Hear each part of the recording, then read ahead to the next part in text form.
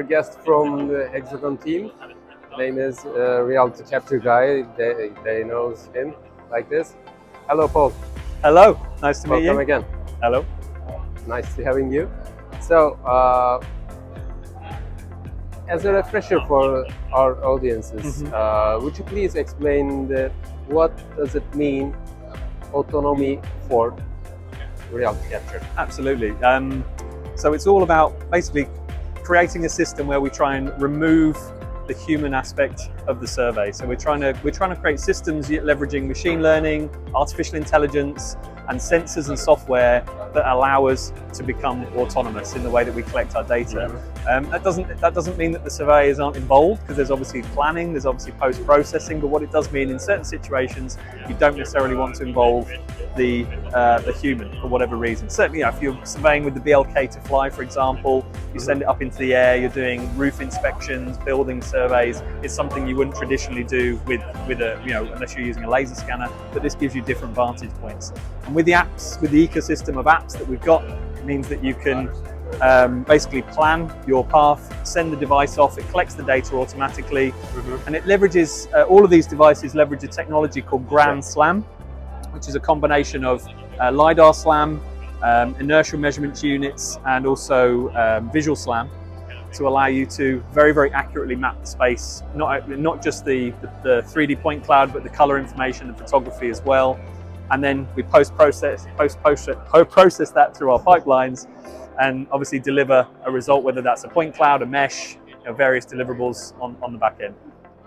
So, also, would you please explain how it's working? What is the main idea behind this technology?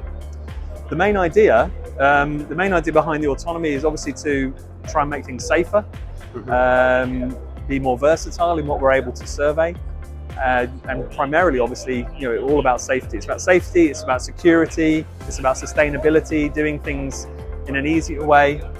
And you see automation happening across the world in lots of different industries, and surveying for us, that's just kind of the next logical step of being able to leverage this technology to make people's lives easier.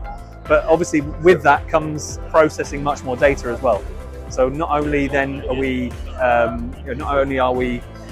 capturing the data much more easily, but downstream we've got a lot more data to process, which is there when we're also leveraging machine learning and AI to improve how fast we do that. So using the cloud, for example, these devices, you can send the data directly up to our cloud platform, HXDR. You can process it into point clouds, into meshes, all automatically. And more information will become available on that soon when it's released. But that's going to be a huge part of our ecosystem, directly connecting the devices via 4 or 5G and putting the data in the cloud from the field as well. Yeah. So we can say the future of the surveying industry is. It's certainly a part of the future of the surveying industry for sure, because we still have total stations, we still have GPS, GNSS. There's still aspects of surveying that are going to require people, but there's going to be a large part of what we do where autonomy is going to be very, very powerful.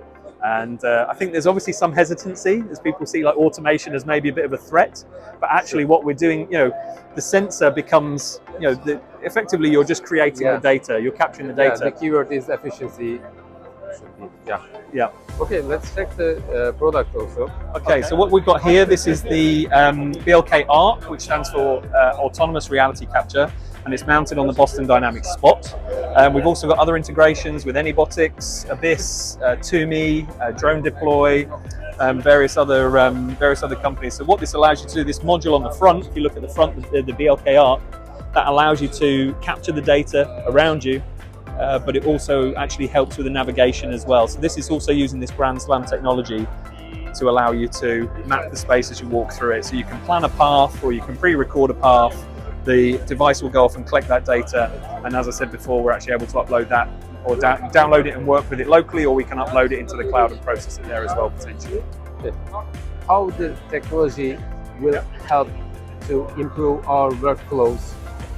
Well, we can get so far so fast with the data collection methods, and obviously that's improving as well in terms of points per second, number of images, the quality of imagery, but actually downstream, parallelizing the processing to make sure that it's even faster and more efficient, going from that raw data to the final deliverable, whether it be a point cloud and mesh or scan to plan, scan to BIM, scan to facility, all these different deliverables.